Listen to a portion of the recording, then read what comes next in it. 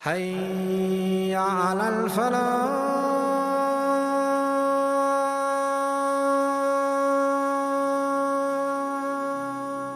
Another thing, we say insha'Allah. Say insha'Allah. Say it. Insha'Allah. No. Insha'Allah. Say it. Insha'Allah. It's not inshallah. Inshallah.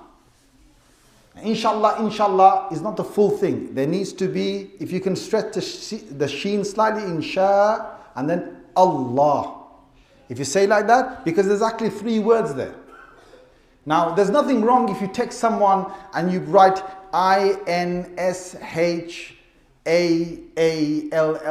There's nothing wrong with that, especially if you want to put the second A as a capital A, the beginning of Allah's name as a capital one, that's fine. Some people think if you say inshallah, it means you're doing shirk because you're saying create Allah. They don't even know Arabic. Because if you want to say something as blasphemous as that, you have to say anshit, not insha. Anshit. It's a different form of Arabic.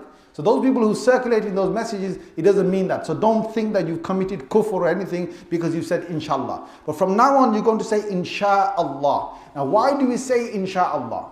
Why? You know, Muslims, they meet one another, inshallah. Why? Because what you're trying to say here is there's a whole mindset. It's like, I want to do this work, or I want to meet you, or I want to accomplish this. But I know I don't have the ability to accomplish this, or to meet you tomorrow, or to do this task. I know I cannot do that unless the will that I have made, see the will I made a will right now, I made an intention right now, I'm going to meet you tomorrow. I made an intention, I'm going to complete this task. I made an intention that I'm going to accomplish this thing. But I know this will of mine can never be completed unless Allah's will is also in accordance with my will. If Allah wills that I get this done, then I will get this done. And if Allah does not will I get it done, it will not happen. That's why I add on, brother, I will meet you tomorrow if Allah wills. Insha'Allah, that's what it means. If Allah wills, meaning that if Allah also wills what I have willed, then it will happen. And if Allah doesn't will, then no matter how hard I try, I can't do it. But I put my trust in Allah. My trust is in Allah that Allah will also will what I have willed.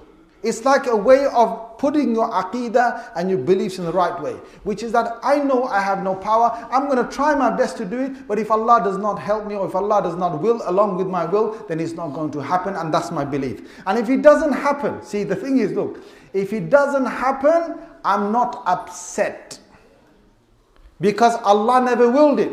If Allah doesn't will it, then fine, I'm happy with that. Whatever Allah wills, I'm happy with that. And if Allah does will it, then I hope that it's the right thing that I've done. That's the whole thing of insha'Allah.